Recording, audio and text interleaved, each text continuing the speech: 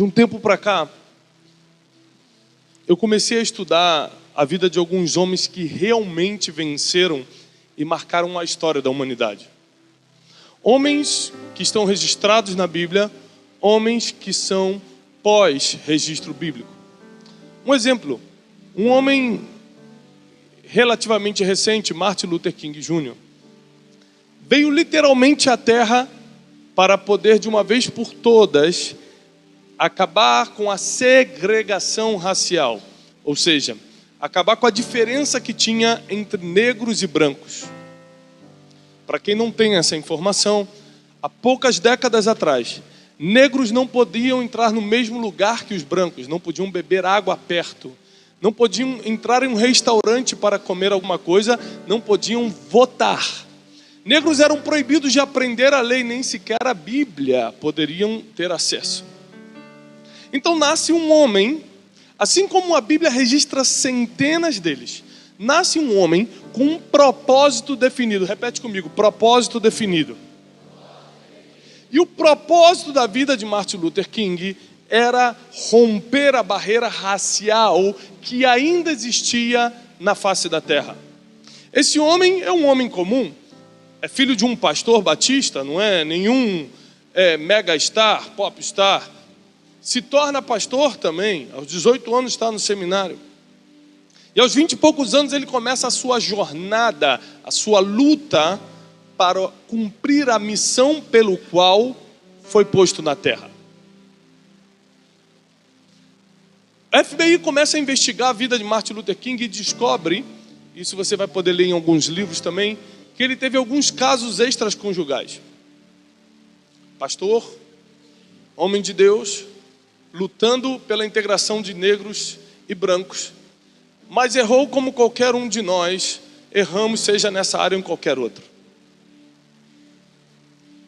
A FBI faz o grampo, pega isso, mas ainda assim, aquilo não para Martin Luther King, ele continua, ele faz o famoso discurso, eu tenho um sonho, morre aos 39 anos de idade, vítima de um tiro, vítima de uma tragédia. Você imagina um homem servir ao Senhor e morrer de um tiro, por um sniper. Um homem mira nele, tira a vida dele.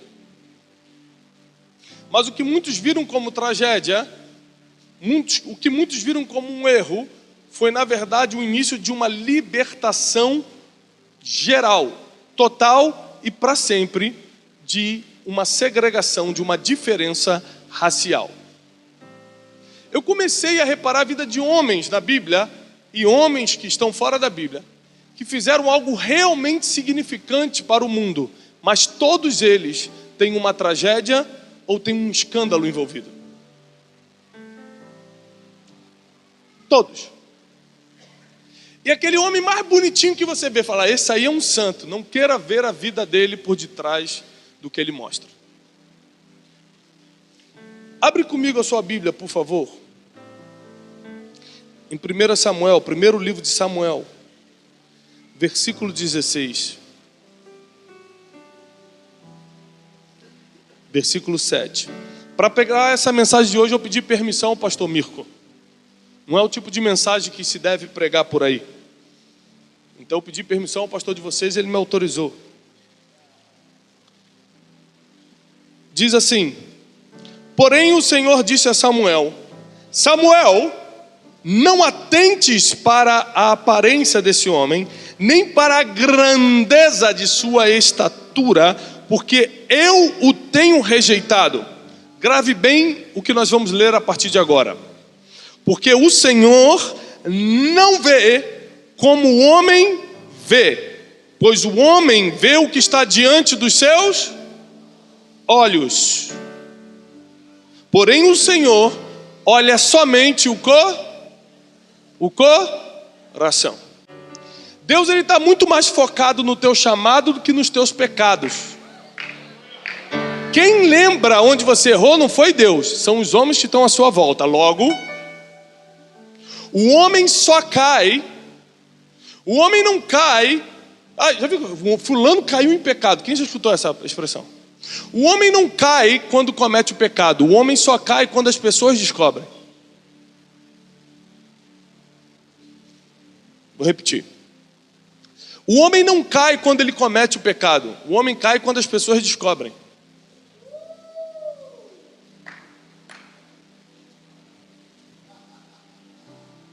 Porque quem vai condenar essa pessoa são as pessoas e não Deus. Porque Jesus falou assim, eu não vim para julgar o mundo, eu vim para salvá-lo. Eu não vejo como o homem vê, eu estou atento ao coração desse homem que acabou de errar, mas já está preocupado em voltar para o caminho do propósito dele. Eu estou te falando isso porque cada um de vocês que está aqui nasceu com um propósito. E o que blinda você nesse mundo, que está te protegendo nesse mundo, é o propósito pelo qual você nasceu para cumprir.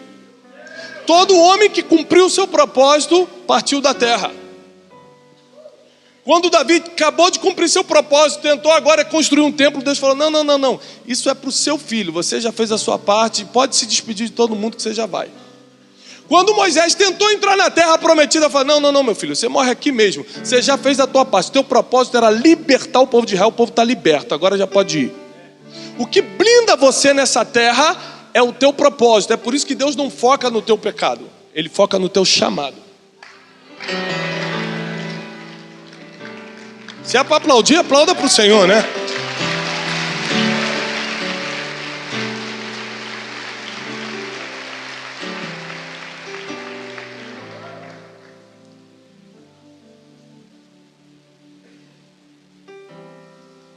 E dentre tantos homens que erraram com o Senhor, existiu um que chamou muito a minha atenção. Seu nome era Sansão. Eu vou ler algo que eu anotei sobre Sansão para vocês. Sansão nasceu com um propósito específico. E seu propósito, diz a Bíblia, nós vamos ler daqui a pouco, era salvar o povo de Israel da mão dos filisteus. Ele nasceu com um propósito de vida, salvar o povo de Israel da mão dos filisteus. E como o filisteu era muito violento, Deus ungiu Sansão com força. A Bíblia diz que Sansão era nazireu, ele não podia ter acesso nem a vinho, nem cortar o seu cabelo. Ele era homem totalmente separado por Deus e para Deus.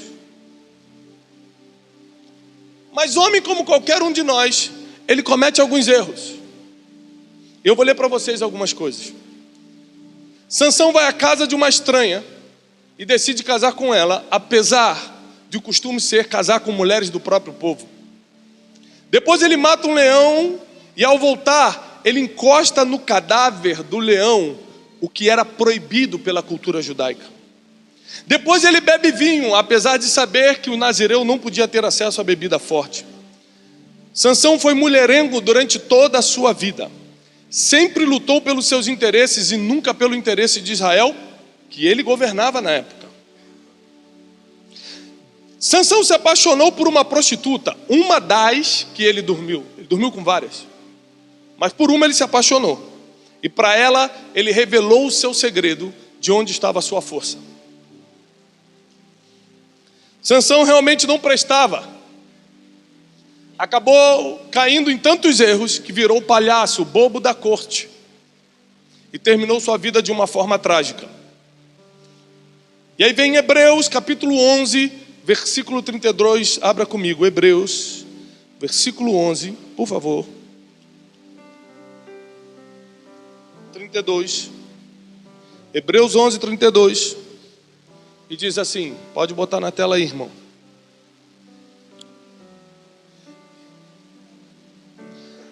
Na lista de heróis da fé, ele começa a falar, pela fé Noé fez tal coisa, pela fé José fez tal coisa, pela fé Abraão, pela fé Isaac, pela fé, e ele chega nesse versículo e diz, e o que mais direi, pois me faltará tempo, se eu for contar de Gideão, de Baraque, de Sansão, de Jefté, de Davi, de Samuel e dos profetas. Ele bota Sansão no mesmo nível de Davi, que foi um homem segundo o coração de Deus. Ele bota a Sansão no mesmo nível de Samuel, o maior profeta, que deu início aos juízes, ao mover profético em Israel. Porque todos esses erros que eu li aqui, Deus não considerou. Deus considerou somente o propósito de Sansão. Abre comigo em Juízes 16:30. Eu vou ler um pouco para te dar uma base, depois a gente... Juízes 30, rápido. Juízes 16, 30.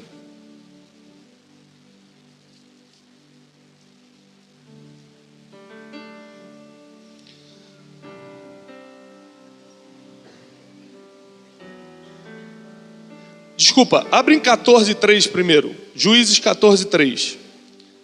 Só para ficar mais emocionante. Versículo 2 do 14 diz assim: subiu então e declarou ao seu pai e sua mãe, e disse: vi uma mulher em Timnate, das filhas dos filisteus. Tanta mulher em Israel, Sansão foi querer logo a filha dos filisteus, que era o inimigo de Israel. Agora, pois, tomai-ma por mulher, porém seu pai e sua mãe, e a Bíblia diz: honra teu pai e tua mãe. Seu pai e sua mãe lhe disseram: não há porventura mulher entre as filhas dos teus irmãos, nem entre todo o nosso povo, para que tu vás tomar mulher dos filisteus, desses incircuncisos? E disse Sansão a seu pai: toma esta, porque eu só gostei dessa. Esse aqui é o homem que entrou na lista dos heróis da fé, que de respeito ao seu pai e sua mãe, dizendo o seguinte: eu não quero saber se tem mulher em Israel, eu gostei dessa, eu vou casar com essa. É um absurdo ou não é um absurdo? Sansão já não escutava mais ninguém, porque um abismo chama outro abismo. Quanto mais você vai errando, mais surdo espiritualmente você vai ficando. E aí pode vir pastor, pode vir pai e mãe, pode vir um apóstolo, pode vir querubim falar contigo, que você já não está mais escutando ninguém. Esse era Sansão. Aí agora vem o capítulo 16, no versículo 30. Vamos ler a partir do 27. Ora, estava a casa cheia de homens e mulheres, e também ali estavam os príncipes dos filisteus, e sobre todo o telhado. Volta no 14.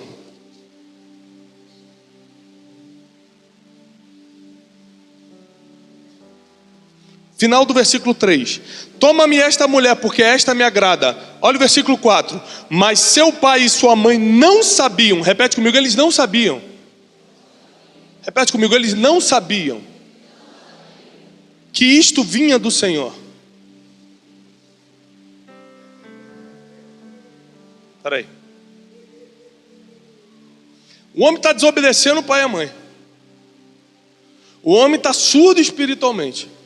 Resolve quebrar uma regra em Israel, que é casar com mulher do próprio povo, e pega a filha do inimigo.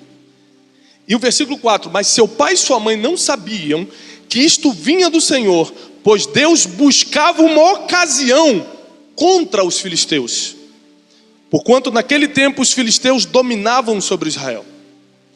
Deus estava procurando uma oportunidade para eliminar os filisteus. Então, enquanto todo mundo estava de contra Sansão, Deus estava abençoando Sansão por casar com uma mulher fora das regras. É o mesmo Deus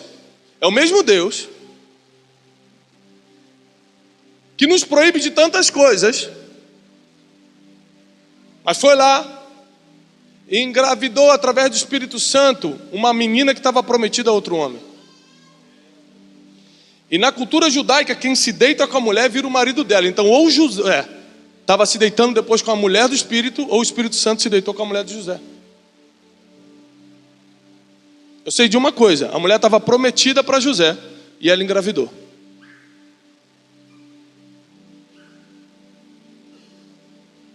O objetivo de hoje é que você saia daqui entendendo um pouco mais do Deus que você acha que conhece. Um Deus que já pegou o teu pecado, aquilo que você achou que não tem jeito, e nem lembra mais. Está que nem eu com José. O que ele fez segunda-feira mesmo? Ele relembra aí o bilhete da escola.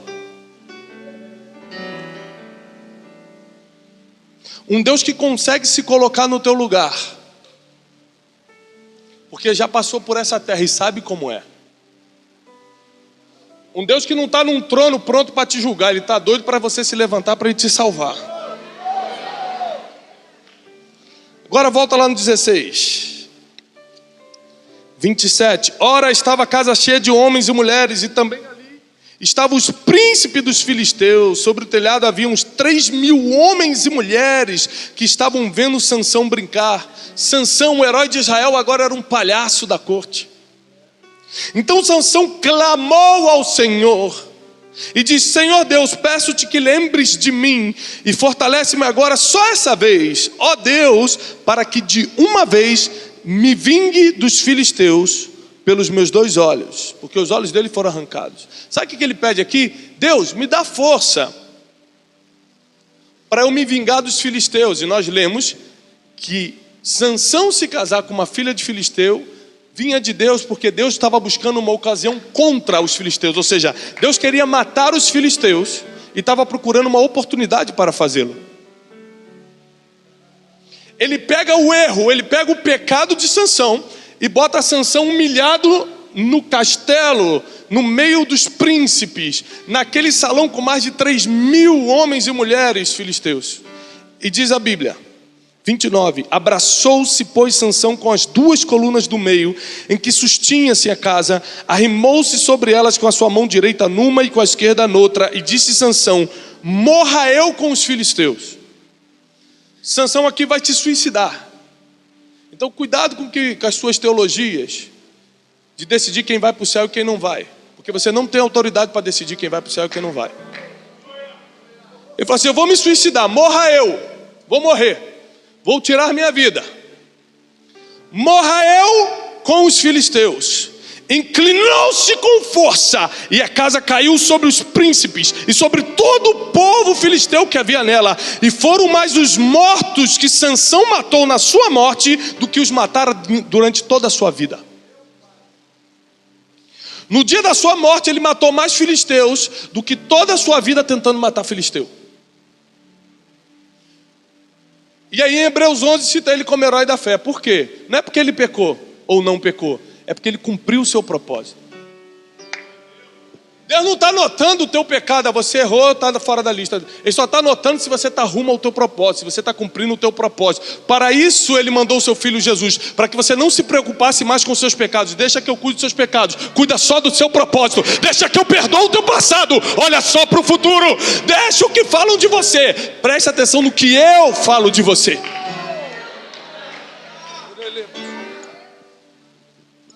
Esse é o Deus que nós servimos. Talvez não queremos acreditar, mas esse é o Deus que nós servimos.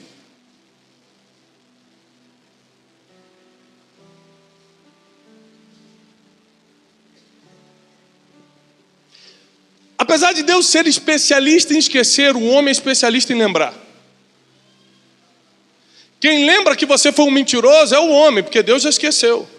Se eu, que sou um homem natural, não esqueço o que o meu filho fez, esqueço o que o meu filho fez essa semana, imagina Deus que é espiritual, ele não tem a mínima ideia do que tu fez ontem.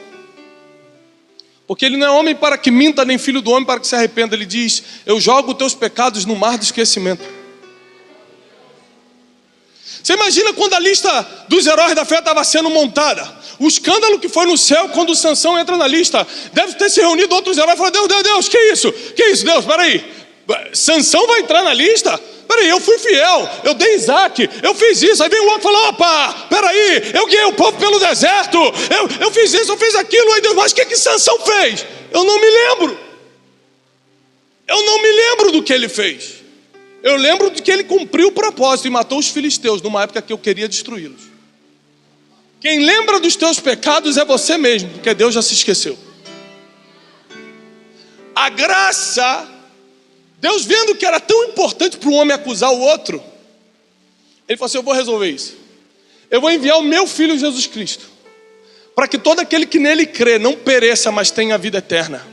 E vem o apóstolo Paulo e fala o seguinte: pronto, Jesus resolve o teu problema, porque já não tem mais nenhuma condenação. Nenhuma condenação há para os que estão em Cristo Jesus. Então não importa o que você fez ontem, mas o que você vai fazer a partir de hoje. O que você vai fazer a partir de agora, sabendo que Deus está olhando muito mais para o propósito que Ele colocou dentro de você, para o chamado que Ele deu para você, do que para o errinho que você cometeu. Quem fica abatido porque errou, são 2 emoções. Deus está animado para que você se levante logo e continue. Senão Ele teria cortado Martin Luther King antes. Senão ele teria matado Davi quando tomou a mulher dos outros, quando matou inocente.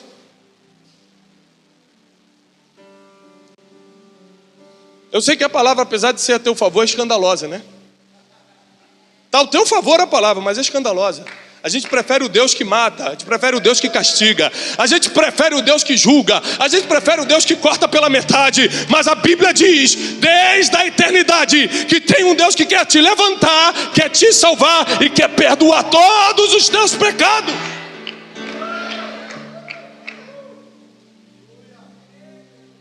Mas lembre-se, que o que vale para você também vale para aquele que você não gosta, porque todos são filhos de Deus.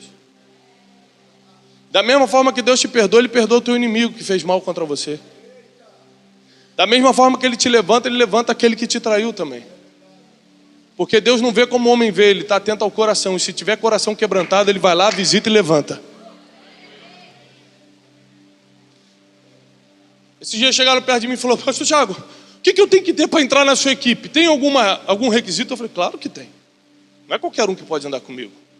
O que é? Tem que ter doutorado? Tem que ter, falar inglês e espanhol? Eu falei: não, tem que ter nada disso. Tem que morar na Zona Sul, na Zona Norte? Não, pode morar em qualquer lugar. Tem que ser crente de 20 anos ou de 40 anos? Não, pode ter se convertido hoje mesmo. Então qual é o requisito? Só tem um: ter um bom coração. É a única coisa que eu não consigo dar. Todo o resto eu treino. Agora, coração, se você não tem, eu não consigo dar. O único requisito para você andar comigo é ter um bom coração. Porque o resto, meu irmão, a única coisa que Deus vê é como está o teu coração. É como você está trabalhando o teu coração rumo ao teu propósito, rumo ao objetivo pelo qual Ele te colocou na terra. Deus te colocou na terra para cumprir uma missão. Ele colocou Moisés para libertar o povo. Ele colocou Martin Luther King para juntar negros e brancos. Ele colocou Sansão para destruir os filisteus. Para que Ele te colocou nessa terra? Se não fosse a graça e a misericórdia de Deus, eu não poderia estar nesse altar, porque eu já errei de forma que Deus, se Deus fosse vingativo, fosse um vingador, já estava morto. Nós acabamos de sair de uma conferência agora, 3 dias de glória de Deus, a conferência de China. E depois eu fiquei em casa ajoelhado, só falando: Deus, obrigado pela tua misericórdia, Deus, obrigado pela tua graça, porque não tem nada a ver comigo. Se fosse por causa de mim, eu não estaria nem num altarzinho de 10 pessoas, quanto mais para 5.000 líderes e pastores pregando aqui. Lá na conferência. O que vai acontecer na tua vida não tem a ver com o que você fez de errado ou de bom. Tem a ver com o chamado que Ele colocou dentro de você. E aquele que chamou é fiel para cumprir. Aquele que começou a boa obra vai terminar. Ele vai chegar até o fim com você.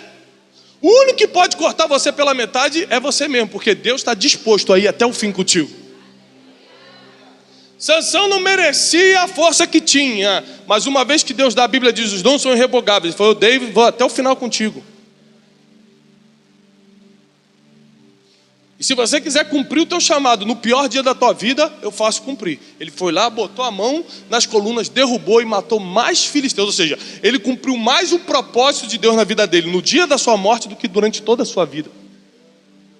Agora, você não precisa repetir os erros de Sansão. Você pode cumprir o chamado de Deus na sua vida todos os dias da sua vida. Você não precisa cumprir só no dia da sua morte. Você não precisa ficar 40 anos fugindo que nem Moisés para começar a servir a Deus aos 80 anos. Você pode começar antes. Esses homens estão na lista dos heróis da fé porque cumpriram o seu propósito, mas alguns se atrasaram, outros ficaram a vida toda errando como Sansão. Você não precisa disso. Você pode começar agora, do jeito que está, marcar a história, entrar na lista dos heróis que mudaram o Brasil, que mudaram as nações da terra, que transformaram essa geração. Você pode entrar. Porque o único pré-requisito é ter um coração agradável ao Senhor. Porque o homem não vê como Deus vê. Deus está atento ao coração e o homem está vendo só o que está diante dos seus olhos. Quem vê o que você fez ou deixou de fazer foi o homem, é o homem. Deus está atento ao que você pensa dentro de você, o teu coração, ao que você está pensando, ao que você está imaginando, a como você está se quebrantando diante dele. Ele está preocupado com o que passa no teu coração.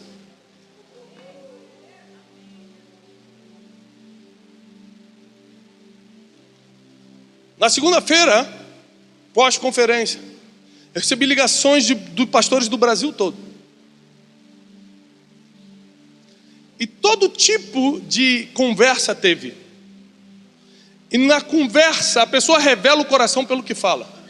Uns falavam, e aí rapaz, que sucesso, hein? Eu falei, não entendeu nada. Eu falava assim, ó, corta esse fulano da minha lista de amigos. Não entendeu nada. E aí, recadou muito ou recadou pouco? Corta esse também, não entendeu nada. Cada 20 que ligava, 10% falava assim, que manifestação da glória. Obrigado por pagar o preço para Deus descer naquele lugar. De cada 20, 2 falavam isso. Todos os outros estavam preocupados com o natural. Eu falei, Senhor, uma geração que só vê o que está diante dos olhos, que não consegue ver como Deus vê o coração. Perdoa. Eu comecei a pedir perdão para Deus. Por isso que eu tenho me esforçado, é por isso que eu estou pregando hoje aqui. Eu não estou pregando aqui por agenda, não. Estou pregando aqui porque eu tenho um compromisso com essa geração. E quando eu me for, vai estar lá na minha lápide, Tiago serviu a sua geração. Eu estou aqui para servir você com a palavra, para que você passe para outro nível hoje, para que você pare de ficar com essa acusação que está dentro de você, pare de ficar com esse desânimo que está dentro de você, achando que você não presta, que o tempo passou. Prepare-se, porque é você mesmo que Deus vai usar. Prepare-se, porque é você mesmo que Ele vai levantar. Ele jogou o teu passado no mar do esquecimento e já não se lembra mais. Esse é o Deus da Bíblia. Esse é o Deus da palavra. Ele não está preocupado com ontem, Ele está muito preocupado com amanhã.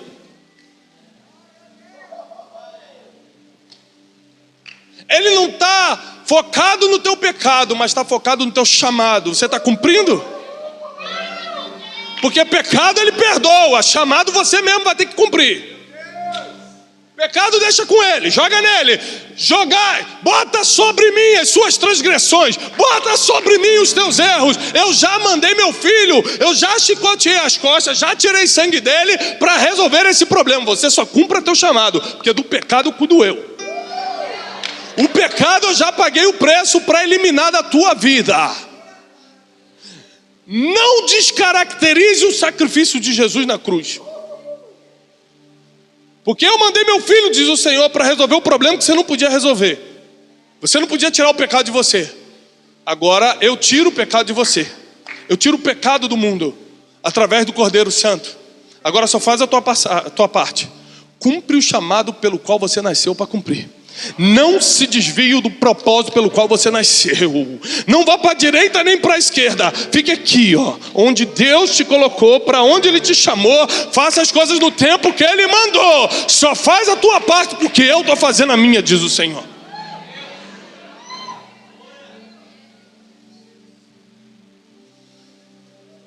Quer ver? Quer ver um homem que errou mais do que Jonas? Um homem que descaradamente, sendo profeta do Senhor, eleito de Deus para aquela geração, Deus fala, vai para Nínive. Ele falou, não, eu vou para Tarsis. E pega, a Bíblia diz que ele pega dinheiro. Dinheiro de profeta vem da onde? De oferta, do altar. Ele pega dinheiro do altar, compra a sua passagem para fugir da presença do Senhor. Ele usa o dinheiro santo para fugir da presença do Senhor. Logo, a presença do Senhor não está em todo lugar. A soberania de Deus está em todo lugar. A presença de Deus está nos lugares onde Ele mandou você estar. É isso que a Bíblia diz em Jonas. Lê lá Jonas capítulo 1. Ele pagou para fugir da presença do Senhor. A presença do Senhor foi para Nínive e ele foi para Tarsis. Aí foge. Deliberadamente ele peca. Ele entra num barco. O barco começa a naufragar, porque o problema de você deliberadamente pecar, Paulo fala sobre isso, não é por causa da graça que a gente vai sair pecando, hein? Paulo fala sobre isso. Mas onde abundou o pecado, superabundou a graça. E o problema de deliberadamente você pecar é que quem está no barco contigo afunda junto. Então cuidado com que barco você entra e com as pessoas que você se conecta. Confere se ela está naquela viagem cumprindo o propósito de Deus ou fugindo do propósito. Aí Jonas deliberadamente entra naquele barco e coloca todo mundo em apuros. O destino de todo mundo poderia ser cancelado por causa do pecado de um. Então ele confessa que é por causa dele, aquela tempestade, jogam ele no mar. Um grande peixe engole Jonas. Porque depois de um erro, depois de uma vida, de uma vida errada, Deus sempre vai te dar um tempo para pensar no que você fez. Para Sansão foi durante aquela festa, ele cego, oh meu Deus, já fui o homem mais poderoso de Israel, agora estou aqui de bobo da corte. Senhor, tem misericórdia de mim, me dá mais uma chance para cumprir meu propósito. Jonas dentro da barriga começa a orar, Senhor, dá-me a chance de ver novamente o teu santo templo, mostra a tua misericórdia para o teu servo. E o Deus que você achava que era um castigador, na verdade é um especialista em transformar a maldição em bênção. Porque ele estava dentro do ventre da baleia, do grande peixe, como uma maldição. E quando ele acaba de orar, diz o Senhor, diz a Bíblia, que o Senhor falou ao grande peixe.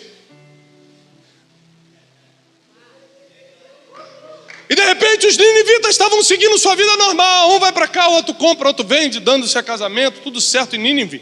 De repente eles começam a ver um movimento na praia. E começa a vir uma baleia. Irmão, se hoje em dia uma baleia começa a se aproximar daqui, já vem Globo filmar, vem CNN, vem todo mundo, você imagina, milênios atrás. Meu Deus, o que é aquilo? A cidade começou a se juntar, 120 mil pessoas, diz a Bíblia. O que é isso? Uma baleia chegando próximo e começa a chegar bem próximo da cidade. E quando toda a cidade se reunir, a baleia abre a boca. E sai um profeta de dentro, arrependei-vos, mais 40 dias e Deus vai pegar Nínive, arrependam-se, porque está chegando o reino de Deus. E toda a cidade se converteu. Deus transformou a maldição em bênção, porque ele não chegou num barquinho, ele não chegou no barquinho como todo mundo, ele chegou vomitado por uma baleia, porque Deus transformou aquela maldição em bênção. Deus está pegando o teu pecado, Deus está pegando a tua maldição, Deus está pegando os teus erros e está transformando numa bênção que vai converter todo mundo que está à sua volta. Todo mundo vai se converter. Essa é a graça de Deus, essa é a extraordinária graça de Deus, essa é a maravilhosa, inexplicável graça de Deus, que você não merece, mas a tem. Você não merece, mas a tem. E ninguém pode tirá-la de você. Podem tirar teus olhos, como fizeram com Sansão, mas não vão tirar a graça. Podem tirar o que quiser de vocês, mas não vão tirar a graça.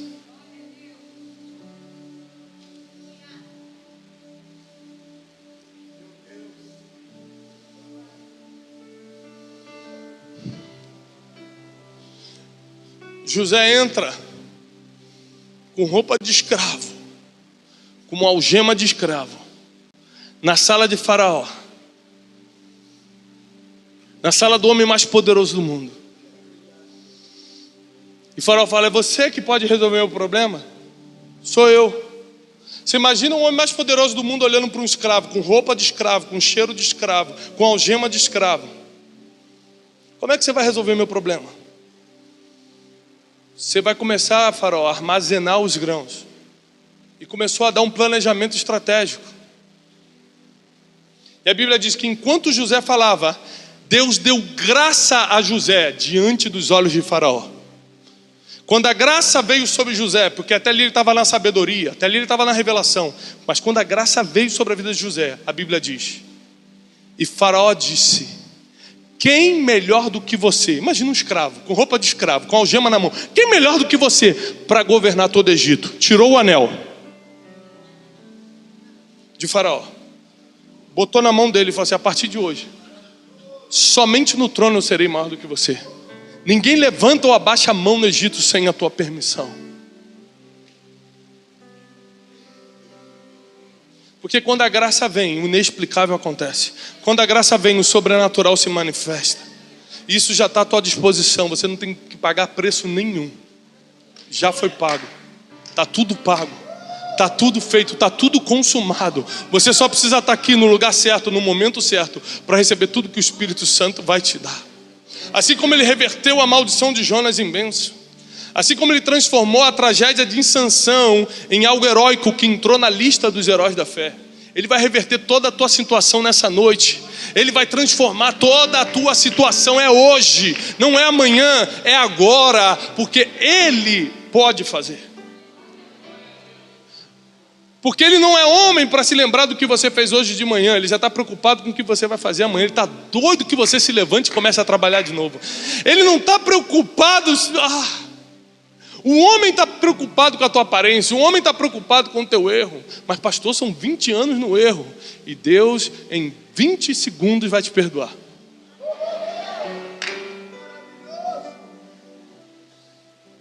Esse é o Deus que nós servimos. Em segundos, Ele vai recuperar o que anos você não conseguiu fazer.